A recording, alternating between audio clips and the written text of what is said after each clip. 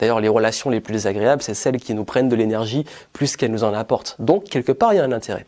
Mais si on revient sur le point business, oui, vous allez voir que quand vous serez en bas, personne ne va vous capter, personne ne va vous faire confiance. Quand vous allez monter, les gens vont commencer à vous solliciter par intérêt. Ça fait partie du game. Et d'ailleurs, moi, j'ai vécu pas mal d'anecdotes dont je parlerai peut-être dans une prochaine vidéo qui sont tristes.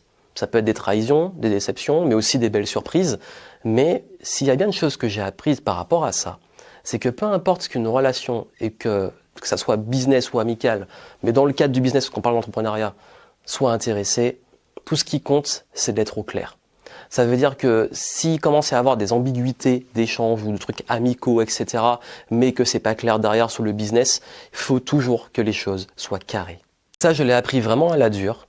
C'est que dans le business, tout ce qui est relationnel, qui fait quand même une grosse partie du business, doit demander de la clarté sur les intentions, mais aussi vous de poser vos limites et de mettre les choses sur papier.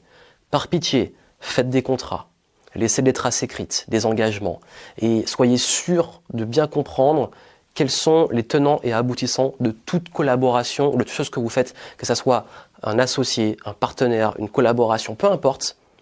Soyez ultra carré sur les relations business.